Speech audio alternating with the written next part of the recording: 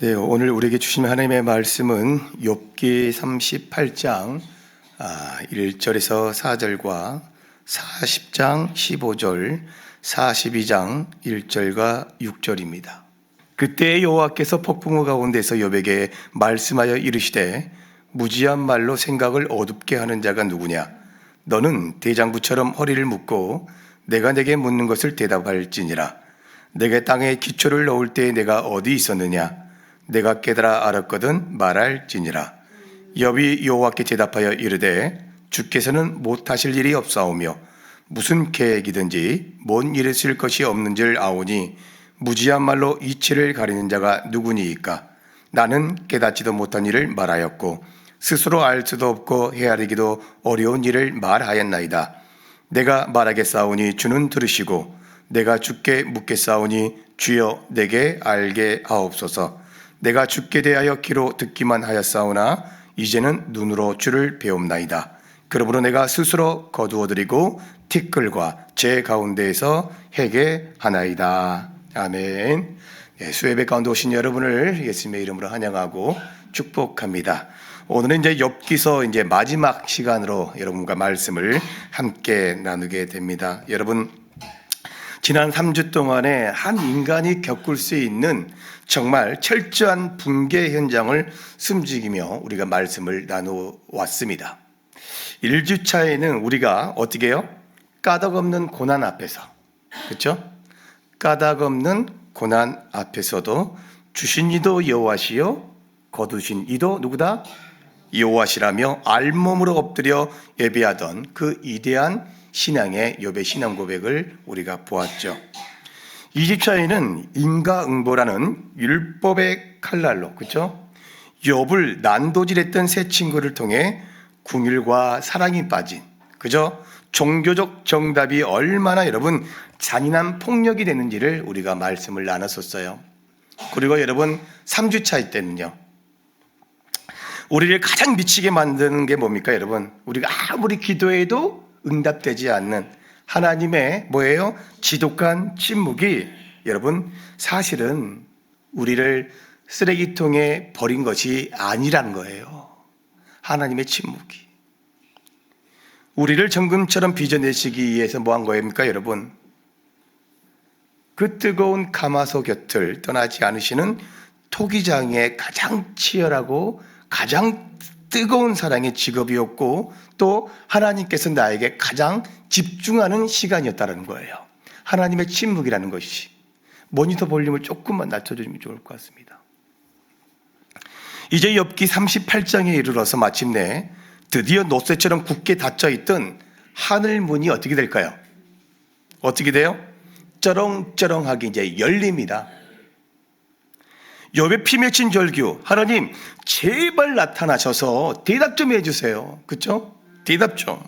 내가 왜 이 끔찍한 병에 걸려서 구독에 함께 뒹굴해야 했는지, 내 사랑하는 자식 10명이 왜 압사당해서 피투성이로 죽어야 했는지, 그렇죠?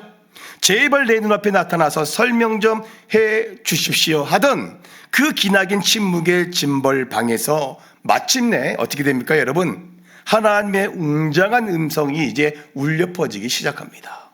드디어요. 그런데 여러분 머릿속으로 한번 상상해 보세요. 그동안 그렇게 침묵을 하던 하나님께서, 침묵을 깨신 하나님이 도대체 어떤 모습으로 욥에게 나타나실까? 어떤 모습으로 나타나실까요?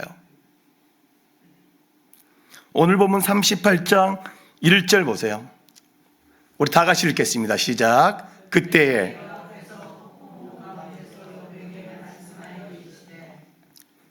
여러분 여기서 우리는 할렐루야를 외쳐야 됩니다. 그렇잖아요. 하나님의 침묵이 드디어 깨졌다니까요. 여호와께서 폭풍우 가운데서 욥에게 드디어 말씀하여 이르시되요. 드디어 응답하십니다. 그렇죠? 그런데 여러분 그 하나님이 따뜻하고 부드러운 봄볕 같은 햇살 가운데 또 천사들을 대동해서 막 하프 소리를 대동하고 우아하게 나타난 게 아니에요. 어디 가운데요? 모든 것을 집어삼킬 듯한 거대하고 두려운 폭풍우 가운데서요 아주 무섭고 웅장하게 강림하십니다. 하나님의 이 등장 장면을 강의하시면서 여러분, 우리의 굳은 가슴을 치는 깊은 영적 통찰이 있어요. 여러분, 하나님은 왜 그 무서운 폭풍우 속에서 침묵을 깨셨을까? 폭풍우는 여러분 어때요? 지금 누구의 인생과 같아요? 네? 욥의 인생과 똑같거든요. 그렇잖아요. 그 자체입니다. 욥의 맏아들 짐을요 무너뜨려 금쪽 같은 10명의 자손을 앗아간 것도 바로 거친 들에서 불어온 태풍이었어요. 그런데 우리 하나님은 저 멀리 안전하고 깨끗한 하늘 보좌에 앉아서 욥아, 응? 많이 힘들지. 인내해라. 구경만 하거나 여러분 정답을요 우리 식으로 한다면 카톡을 보내시는 분이 아닙니다.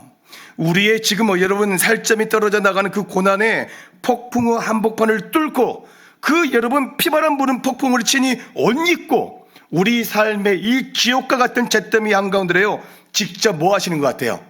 뛰어 들어오시는 분이세요. 우리 폭풍 같은 인생으로요 뛰어 들어오신다니까요. 이것이 바로 여러분의 임마누엘이에요. 우리의 고난 밖에서야 팔짱 끼고 계신 하나님이 아닙니다. 내 눈물의 폭풍우 속으로 어떻게 해요? 뚫고 들어오시는 하나님. 아멘. 그렇다면 이제 이 폭풍우를 뚫고 오신 하나님이 억울해서 지금 여러분 숨이 넘어가기 직전인 욥에게 어떤 속 시원한 여러분 대답을 해 주실까? 기대가 되세요, 여러분? 기대가 돼요? 욥아, 미안하다. 진짜 힘들었지? 진짜 아팠지? 사실은 사탄이 하도 널 참소하길래, 응? 내가 네 믿음이 진짜라는 걸 온 우주에 증명해 보이려고 잠깐 허락한 거다. 잠깐. 응? 넌 아무 죄가 없고 네 친구들이 다 틀렸어. 욥은 아마 여러분 어때요? 하나님의 이런 속 시원한 대답을 듣기 원했을지도 모릅니다. 고난의 원인과 이유에 대한 명확한 해명과 하나님의 사과를 듣고 싶었을 수도 있어요. 그렇잖아요. 그래야 욥의 억울함이 풀릴 것 아닙니까? 그런데 38장부터 무려 여러분 41장까지 이어지는 이 하나님의 길고 긴 말씀을 숨적여 읽어보면 우린요 여러분 황당함을 감출 수가 없어요. 하나님은 이 욥의 피 맺힌 질문에는요 단 한마디도 이런 여러분 방구도 대답하지 않으십니다. 아무 말씀도 안 하셔요. 왜 욥이 이런 고난을 당해야 했는지, 사탄과의 내기가 있었는지 그 진짜 이유에 대해서는요 철저하게 묵살하십니다. 아무 말씀 안 하세요. 오히려 하나님께서 쓰레기장에 주저앉은 욥을요 무차별적인 질문 폭탄, 그것도 무려 70개가 넘는 우주와 자연에 대한 어마어마한 창조과학 퀴즈를요 쏟아내고 있습니다. 오히려요. 38장 4절 보세요. 뭐라 합니까? 내가 땅의 시초를 넣을 때에 네가 어디 있었냐는 거예요. 네가 깨달아 알았거든 말해보라 이겁니다. 하나님이 막 몰아붙이시는 거예요. 야, 네가 그렇게 똑똑하냐 욥아? 응? 네 인생의 원인과 결과를 다 해석할 수 있어? 너가? 그러면 대답해봐. 이 거대한 우주의 기초를 놓을 때 너 어디 있었어? 바다의 경계를 짚고 미친 듯이 날뛰는 파도에게 여기까지만 넘어오라고 명령한 자가 누구냐 이거예요. 여러분, 바다의 그 파도가 왜 60까지 넘어오지 못하게 딱 그 경계선을 그어놨잖아요. 그렇죠? 네가 밤하늘의 묘성과 삼성을 끼로 묶을 수 있느냐? 네가 눈, 곡간과 우박 창고를 본 적이 있느냐? 들나귀를 풀어 자유롭게 한 자가 누구며 타조에게 어리석음을 준 자가 누구냐? 까마귀 새끼가 먹이가 없어 호구적될 때에 그 입에 먹이를 넣어준 자가 누구냐 이런 거예요. 대답하면 뭐라 이겁니다. 여러분 성경을 읽다가 이 대목에서 우리가 여러분 뒤통수 한 대를 딱 얻어맞은 격입니다. 하나님이 왜 이러시는 거예요? 왜? 동문서답도 이분수지 지금 자식 잃고 재산 잃고요 몸이 썩어져서 지금 간지러워서 지금 죽고 싶은 그 욥에게 여러분 나타나셔서 야 타조가 얘 멍청한 줄 알아? 별자리가 어떻게 도는지를 아냐? 뭐 이런 황당한 퀴즈를 내시는 이유가 도대체 무엇이냐 이거예요. 도대체. 급기야 여러분 40장과 41장에 가면 하나님은 인간에게 아무런 짝에도 쓸모없는 두 마리의 거대한 괴물 이야기를 합니다. 누굽니까 여러분? 누가 이 괴물들이에요? 디오야단과 베헤못입니다. 여러분 AI한테 좀 만들어달라 했더니 이렇게 만들어 주더라고요. 네. 자, 베헤못은 하마나 공룡을 닮은 육지의 최강 괴물입니다. 그리고요, 디오야단은 악어 형상을 한 바다의 최고 괴물이에요. 40장 15절 보세요. 이제 소같이 풀을 먹는 베헤못을 볼지어다. 내가 너를 지은 것 같이 그것도 지었느니라. 41장 1절에서는 말씀하시죠. 네가 낚시로 디오야단을 끌어낼 수 있겠느냐? 녹군으로 그 혀를 맬 수 있겠느냐? 고대 중동 사회에서 이 두 짐승은요, 여러분 공포와 혼돈입니다. 그리고 악의 상징이었어요. 자, 고기도 먹을 수 없고 가죽도 쓸 수 없고 농사일에 여러분 부려먹일 수도 없는 인간의 관점에서는 여러분 저 두 괴물은 뭐예요? 아무 쓸모없는 괴물이에요. 아무. 전문 용어로 말씀드려요. 아무 씨달데기 없는 것들이요. 욥과 세 친구들이 철석까지 믿고 있던 여러분 인과응보의 논리대로라면 이렇게 인간에게 해를 끼치고 아무짝에도 쓸모없는 괴물들은 어떻게 돼요? 반드시 하나님께서 그 괴물들은 벼락을 쳐서 죽여 없애버려야 돼요. 자, 그런데 하나님이 욥에게 뭐라고 하냐면 욥아, 네 눈에는 저 무시무시하고 쓸모없어 보이는 그 베헤못과 야단이 악의 상징 같으냐 이거예요. 응? 저 괴물도 내가 뭐 했다? 지었다고 합니다. 누가요? 하나님께서. 저 괴물마저도 내 창조의 작품이다. 내가 먹이고 기르며 나의 압도적인 사랑과 섭리 안에서 완벽하게 통치하고 있다는 거예요. 완벽하게. 그래서 여러분 우주를 향해 선포하는 겁니다. 하나님께서. 그래서 여러분 욥기서의 가장 위대하고 거대한 핵심은 뭐냐면요, 하나님의 절대 주권이에요. 하나님의. 여기에 숨어 있습니다. 하나님의 이 황당해 보이는 동문서답을 여러분 이렇게 명쾌하고 가슴 벅차게 해석을 하십니다. 여러분 욥과 그의 친구들은 그동안 여러분 자신들이 만든 조그만 인과응보라는 여러분 이 종이 상자 안에 온 우주의 하나님을 거기에 가둬뒀어요. 여기에다가 내가 착한 일을 하면 뭘 주고? 복 주시고, 내가 죄 지으면 뭘 주시고?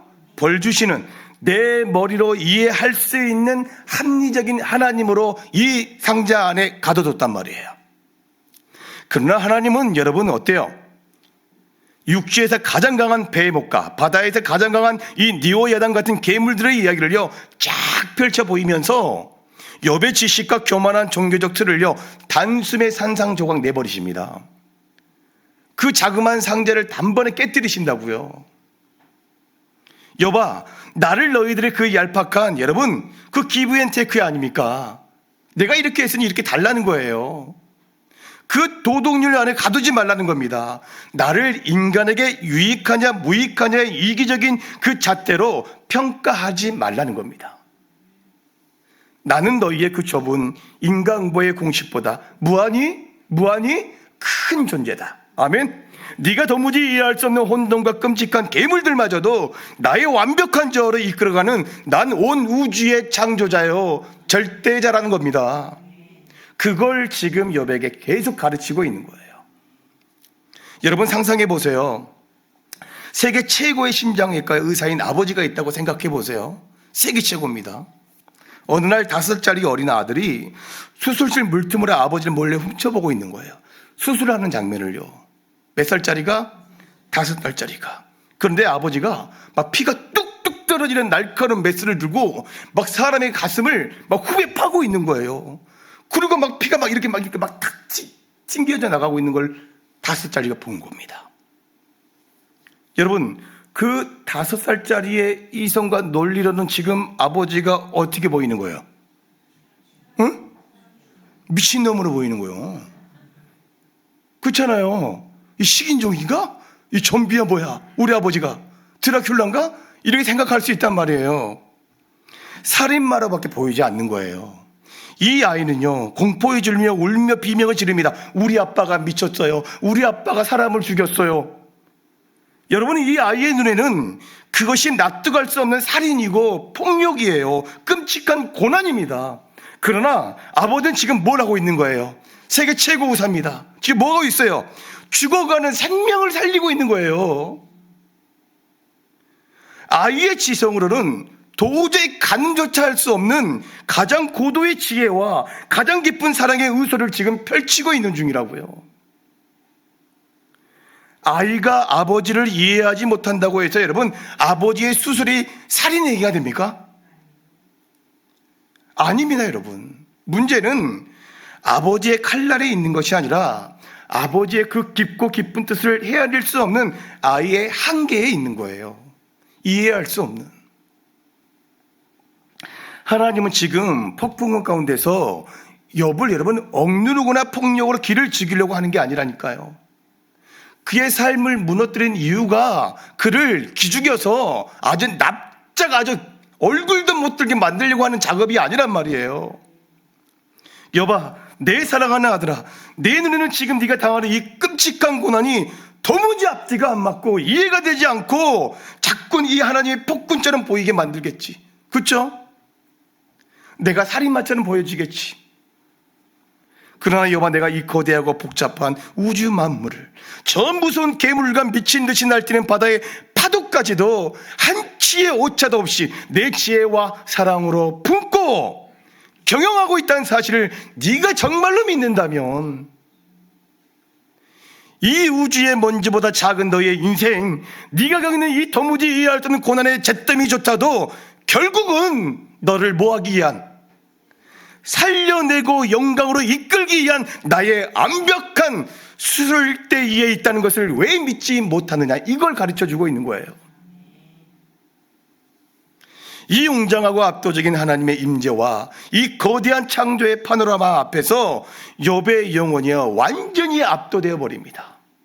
완전히. 자신의 논리와 자신의 인간응보의 신학으로 하나님께 따져 묻고 재판관이 되려 했던 그 무서운 교만이 어떻게 할까요? 먼지처럼 이제 산산조각 나는 시간들인 거예요.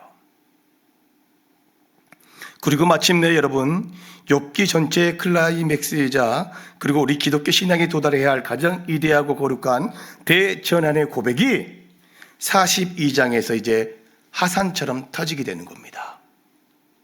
42장 5절. 여러분, 이거는 우리의 신앙 고백으로 힘차게 좀 고백했으면 좋겠어요. 우리 함께 읽겠습니다. 시작. 내가 주께 대하여 귀로 듣기만 하였사오나 이제는 눈으로 주를 배움나이다. 아멘. 여러분, 이 고백이 이토록 위대한지 아세요? 고난 받기 전에 욥은요 어떤 분이었어요? 동방의 체교 부자로요 떵떵거리고 살아갔을 때 욥의 신앙은요 늘 어떤 신앙이었어요? 귀로 듣는 신앙이었어요. 귀로 듣는 신앙. 욥의 신앙은 조상들에게서 전해들은 지식, 제사를 정성껏 들으면 복을 받고 자식들이 잘 된다는 교리, 새 친구들과 토론하며 쌓아올린 정통적인 인과응보의 신학, 욥의 신앙이었습니다. 그것은 겉보기엔 여러분 그럴듯해 보입니다. 그렇죠? 결국 하나님을요 이 머리로만 아는 간접적인 신앙, 조건이 맞아야 믿는 이 조건부 신앙에 불과했다라는 거예요. 욥의 신앙만 그렇습니까, 여러분? 나를 비춰보셔야죠. 그래서 여러분, 한란의 폭풍우가 몰아치고 모든 조건이 다 사라지자 미친 듯이 흔들리는 거예요. 미친 듯이. 하나님을 향해 여러분, 그래서 여러분 온망을 쏟아낼 수밖에 없는 겁니다. 자, 그러나 지금은 달라요. 욥은 모든 재산, 자식, 건강을 잃고 친구들에게 또 갈기갈기 찢어지는 그 억울함과 아픔을 겪고 그 캄캄한 침묵의 불가마를 온몸으로 통과한 끝에 마침내 그 피 튀기는 고난의 폭풍우 한복판에서 하나님을 직접 대면했습니다. 이제는 여러분 누군가에게 전해 듣는 종이 쪽지 속에 하나님이 아니란 거예요. 나의 하나님이에요. 오늘도 이 말씀이 나에게 하는 내마의 말씀을 들려야 된다는 거예요. 누군가의 말씀을 들리면 땡! 내 삶의 피투성이 잿더미 한복판으로 폭풍을 뚫고 찾아오신 그 창조주, 아멘. 나의 이 미칠 것 같은 억울함과 고통을 친히 채울하시고 그 넓은 가슴으로 여러분 품어주신 하나님, 여러분 나의 영적인 두 눈으로 여러분 똑똑히 보게 하신 거예요. 여러분 미국에 있는 거대한 그랜드 캐니언 아시죠? 네, 그 협곡들 아시잖아요. 네, 저기 있습니다. 사진을 한번 본 사람이 있다고 해보세요. 사진. 저도 설교 준비하면서 사진을 한번 봤어요. 접니다, 사진을 본 사람이. 그 친구들에게, 야, 그랜드 캐니언, 야, 나 가보지 않아도 내가 더 잘 알아. 야, 백과사전 찾아보니까 뭐 다 나와 있더만 뭐. 아유, 돌덩이가 파여가지고 차곡차곡 쌓여진 그 계곡이잖아. 응? 그냥 뭐 사진도 수백 건 봤어. 별거 아니야. 라고 여러분 교만하게 말할 수 있어요. 가보지 않은 사람. 그렇죠? 이것이 바로 여러분 귀로 듣는 신앙입니다. 이게. 머리로 다 아는 것 같지만 그의 영혼에는 아무런 진동이나 떨림이 없어요. 저 이대한 자연 앞에 우와 하는 그 느끼지 못한 사람이죠. 어떻게 엽서 안에 있는 인터넷 상황 안에 있는 그 자연을 보면서 어떤 감동이 밀려오겠어요. 그런데 제가 직접 날아가서 경비행기를 타고 저 협곡을 그랜드 캐니언을 보고 있다고 생각해 보세요. 다음 사진으로 저기 비행기를 타고 지금 보고 있는 겁니다. 여러분 거센 바람이 몰아치고 눈앞에 끝없이 펼쳐진 그 대자연이 펼쳐지는 그 압도적인 광경 앞에서 어떻게 되겠냐 이거예요. 입을 다물지 못하는 겁니다. 입을 다물지. 우리가 막 흥분하면 뭐가 터진다고 그래요? 무슨 파미? 도파민. 그런 일회성이에요. 여러분 감동이 터지는 그 호르몬이 또 있어요.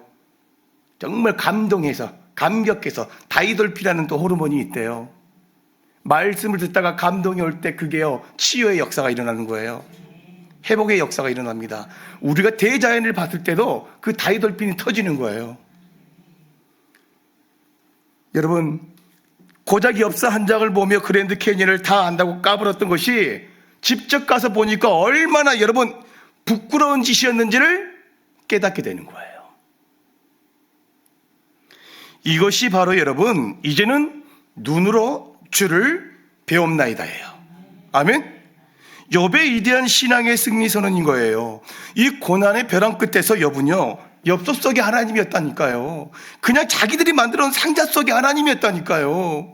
두부 한 모대는 내 머릿속에 그냥 존재하는 그런 하나님이었다고요. 그런데 어떻게 해요? 그 모든 것을 다 찢어버리고 버려버리고 온 우주를 가득 채우신 살아계신 크고 두려운 창조주 아버지를 직접 대면하게 돼버린 겁니다. 드디어요. 욥기 42장 6절에 그러므로 내가 스스로 거두어드리고 티끌과 제 가운데서 뭐합니까? 회개합니다. 이 구절의 히브리어 언어적 의미가 이유를 묻던 욥이요 누구를 만나서 이 질문이 사라져버리는지를 여러분 우리가 한번 생각해 봐야 돼요. 그동안 내 삶이 왜 이렇게 고난스러웠는지에 대한 그 질문이 사라진 이유, 그리고 이제 해결을 하잖아요. 이 대목에서 여러분 우린 성도들이 하나님께 삿대질하던 자신의 교만을 꺾고 십자가 앞에 완전히 항복하면 눈물로 엎드리게 되는 겁니다. 여기서부터 보세요. 폭풍우 가운데서 하나님의 이 장엄하고 압도적인 창조를 두 눈으로 직접 목격한 욥은 마침내 여러분 42장 6절에서 눈물을 쏟으며 땅바닥에 엎드려 이렇게 고백한 거예요. 회개한다고. 회개합니다. 여기서 우리는 아주 심각하고 무거운 질문을 하나 던져야 돼요. 뭐냐면 욥이 도대체 지금 무엇을 회개하고 있냐 이거예요. 무엇을? 새 친구가 그토록 닥달하며 정죄했던 것처럼 하나님, 제가 과거에 몰래 간음했습니다. 제가 가난한 자의 돈을 몰래 훔쳤습니다. 이런 파렴치한 도덕적인 범죄를 회개하는 겁니까? 아니면 속으로만 대답하세요. 하나님, 내가 저 사람 매장시켜버리고 싶습니다.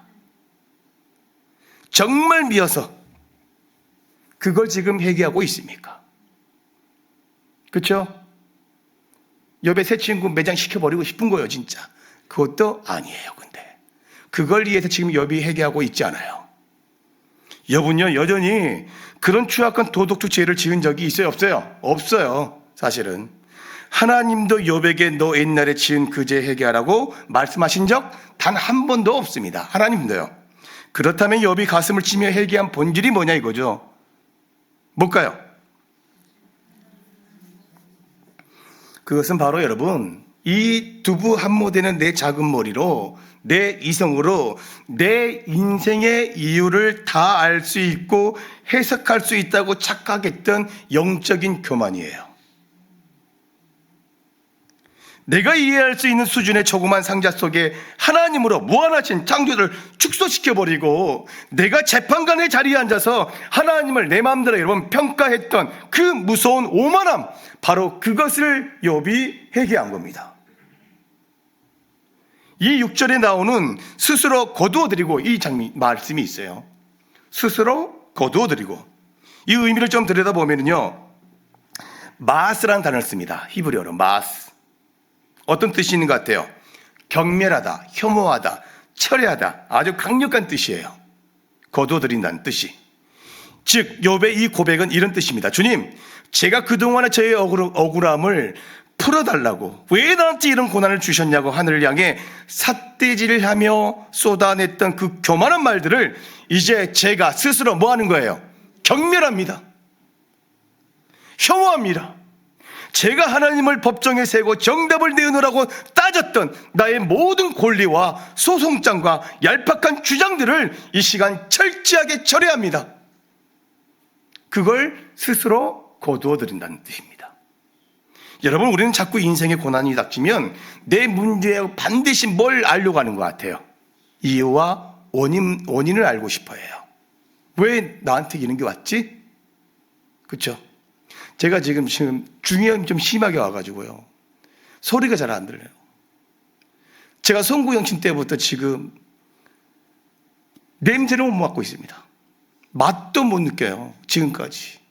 여러분, 이 고난이 하나님 저에게 왜 주셨습니까? 왜 주셨어요? 내가 따졌을까요? 안 따졌을까요? 묻지도 않았고 따지지도 않았습니다. 네, 어차피 고쳐주실 거를 내가 믿거든요. 근데 조금 불편을 해요. 되게 울려요. 내 말이 내 귀 속에서 울리니까 이게 소리가 어느 정도 크기인지도 모르겠고, 여러분이 안 씻고 오셔도 제가 냄새를 못 맡으니까 아무렇지가 않아. 좋은 점도 있어요. 네. 뭐 새벽에 저한테 입냄새를 아무리 풍겨도 저는 못 맡습니다. 좋은 점도 있어요. 고난이 유익인 점도 많아요.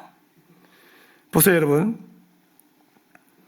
하나님은 우리의 문제, 단순한 해결보다도 고난을 통한 우리 존재 자체의 거룩한 변화를 원하신다는 거예요. 변화를.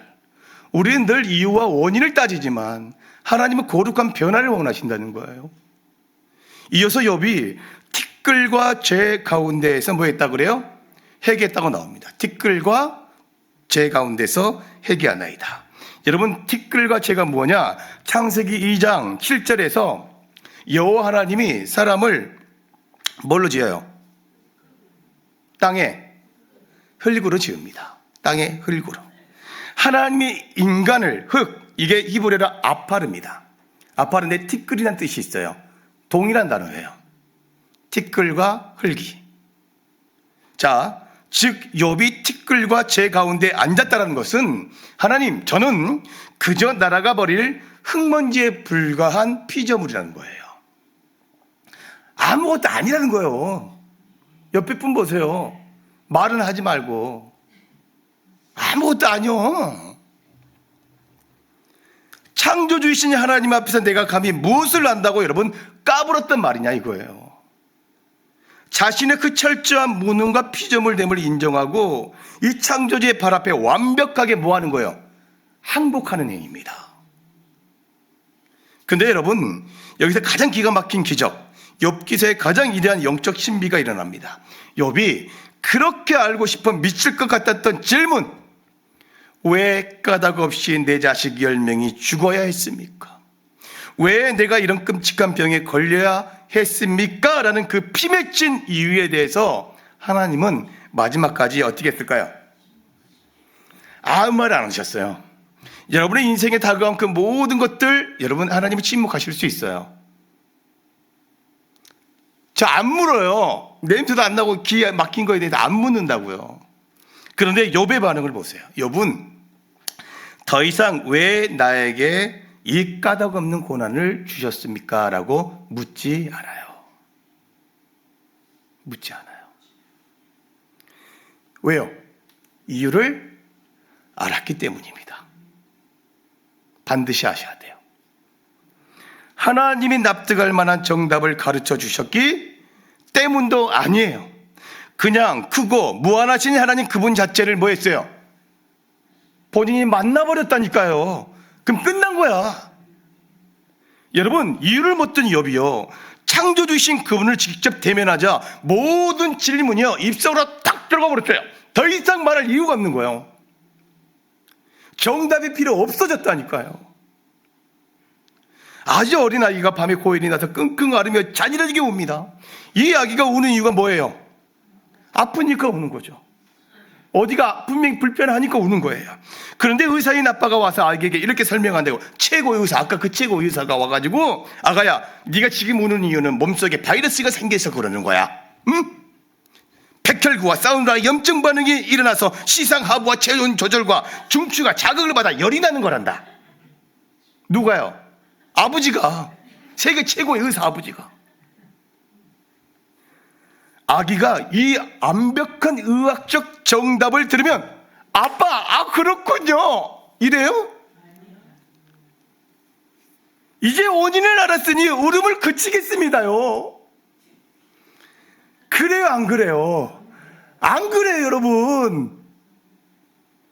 아기에게 원인 분석은 아무 소용이 없어요. 아무 소용. 그때 엄마가 달려와서 어떻게 하는 거예요?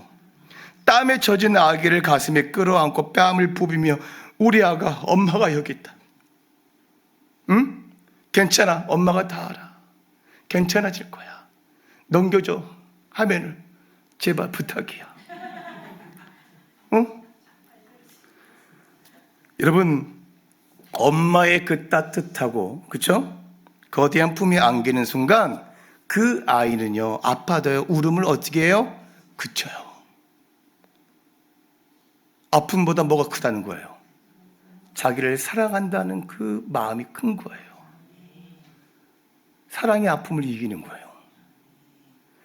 응? 원인을 알아서가 아니라 나를 진심 사랑하는 엄마라는 존재를 뭐 했기 때문이에요? 만났기 때문이라고요, 여러분. 정답이 필요 없어. 정답이. 이것이 바로 욥에게 일어난 기적인 거예요, 여러분. 마지막 사진이 있는데 끝까지 안 보여주셨어요. 형호야, 부탁한다. 여러분, 이제 나왔어요. 이제 나왔어.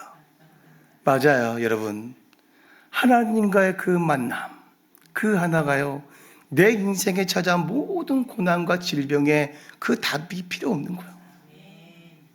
그분과의 만남이 있으면 우리의 인생은 역전되는 겁니다. 여러분, 욥의 마음속에 지옥처럼 끌어오르는 억울함, 분노, 아픔, 증오, 하나님, 왜 나만 겪는 고난입니까? 그 응원들이 어떻게 했어요? 여러분, 다 녹아져 내버린 거예요, 그냥. 더 이상 여러분, 해석이, 정답이 필요 없는 겁니다. 이것이 바로 질문이 사라진 자리에서 터져나오는 여러분, 영광스럽고 이대한 십자가의 항복인 겁니다. 우리 인생 가운데 이 욥의 이대한 신앙의 여러분 항복이 일어날 줄로 믿습니다. 여러분, 이제 말씀을 맺을 거예요. 이 4주간 욥기서를 마치면서 이 욥의 고난과 회복이요, 궁극적으로 손가락으로 딱 가리키고 있는 단 한 분 보이세요? 이젠 여러분 보이셔요? 그분 바라보세요. 그분 만나셔야 됩니다. 우리 인생에 다가오는 모든 고난과 문제들 하나님 다 아셔요. 예수 여러분 정답 찾으려고 하지 마요. 이유와 원인 찾으려고 하지 마요. 그럴 수도 있어요. 그러나 우리가 오늘 이제 이 욥기서의 마지막 장면에 이 욥의 모습을 보면서 우리가 이제 알았다면 우리가 어떻게 살아가야 할지를 여러분이 결단하셔야 됩니다. 여러분이 이 땅에 재산과 자식을 잃었지만 어때요? 우리 예수님은요, 하늘 보좌의 그 영광스러운 우주적 기득권을 다 버리시고요, 여분요 새 친구들에게 정죄를 당했지만요, 예수님은 자신이 친히 흙으로 빚어 창조한 피절문들에게 어떻게 했어요? 얼굴에 여러분 침뱉음을 당하셨습니다. 발가벗겨져서 여러분 조롱을 당하셨어요. 바로 이 갈보리 언덕 십자가 위의 예수 그리스도십니다. 하나님께서 욥에게는 오늘 본문처럼 폭풍우 가운데 강림하셔서 그 당신의 웅장한 영광을 보여주시고 위로해 주셨어요. 그러나 여러분, 2000년 전 골고다 언덕에서 예수님이 십자가에 달리셨을 때 성부 하나님은 어떻게 하셨어요? 하늘이 캄캄해지고 온 땅이 진동할 때 하나님은 이러의 폭풍우가 아니라 우리가 지은 모든 죄악과 더러움에 대한 무서운 저주와 진노의 심판과 폭풍우를 자기 하나밖에 없는 사랑하는 아들의 머리 위에 남김없이 다 쏟아부어버렸습니다. 예수님이 왜 무슨 죄가 있다고 그 끔찍하고 무서운 진노가 폭풍우를 홀로 다 맞으시며 갈기갈기 그 살같이 찢겨야만 되었습니까? 바로 오늘 이 자리에 있는 저와 여러분 때문이라는 거예요.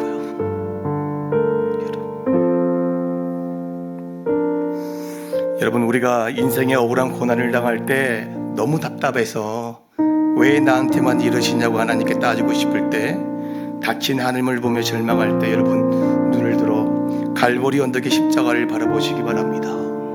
그 못 박힌 손에서 흘러내리는 주님의 붉은 보혈이 우리의 영혼을 향해 우레같이 소리치고 있어요. 내 사랑하는 아들과 딸아,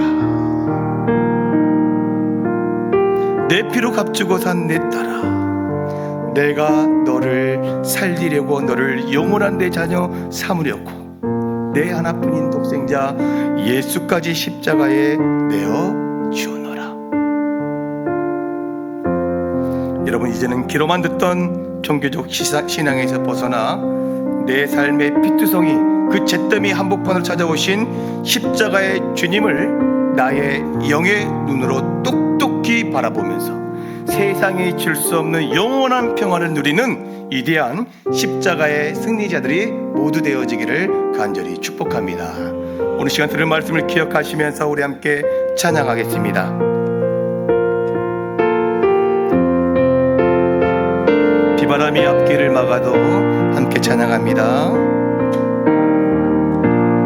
비바람이 앞길을 막아도 나는 가리, 주의 길을 가리.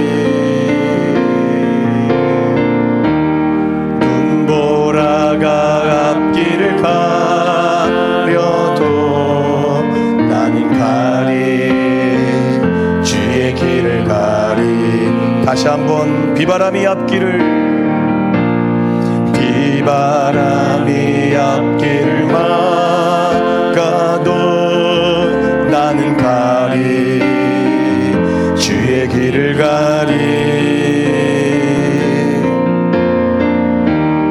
눈보라가 앞길을 막아도 나는 가리, 주의 길을 가리. 이 길은 영광의 길, 이 길은 승리의 길. 나를 구원하신 주님이 십자가 지고 가신 길, 나는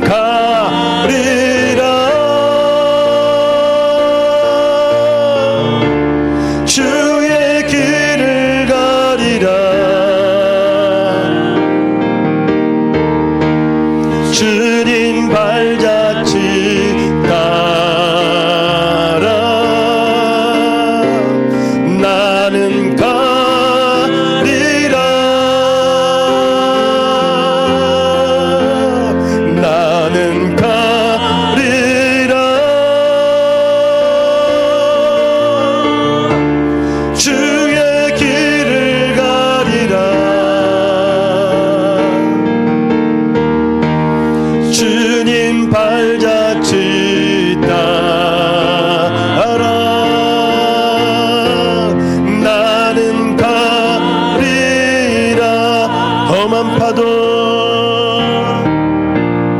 험한 파도 앞길을 막아도 나는 가리 주의 길을 가리 모진 바람 앞길을 막아도 나는 가리 주의 길을 가리 이 길은 고난의 길 이 길은 고난의 길 이 길은 생명의 길 나를 구원하신 주님이 십자가 지고 가신 길 나는 가리라 나는 가리라 주의 길을 가리라 주님 발자취 따라 나는 가리라 나는 가리라 주의 길을 가리라 주의 길을 가리라 주님 발자취 따라 나 우리 믿음으로 다시 한번 나는 가리라 나는 가리라 주의 길을 가리라 주님 발자취 주님 발자취 따라 나는 가리라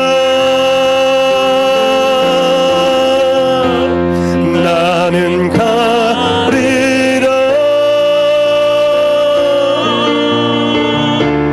주의 길을 가리라 주님 발자취 따라 나는 가리라 우리 함께 기도합니다. 하나님 지난 4주간 욥기의 생명의 말씀을 통하여 우리의 교만하고 얄팍했던 신앙의 밑바닥을 기경하여 주시고 하늘의 운정한 영광과 무한하신 주권을 보게 하시니 참으로 감사를 드립니다. 주님 내가 그동안 봉사자라면 복주고 내가 조금 잘못하면 벌주시는 그 알량한 자판기 하나님을 섬겨왔습니다.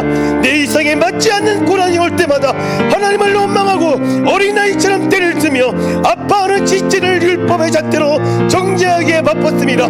이 시간 무한하신 창조주 하나님을 내 조그만 머릿속에 가두려 했던 우리의 무지와 교만을 하나님이 용서하여 주시옵소서. 아버지 철저하게 회개하오니 십자가의 피로 덮어주시고 용서하여 달라고 우리 친구들의 말씀을 기억하며 주의 한 번에 나같이 동성으로 기도하며 나가도록 하겠습니다.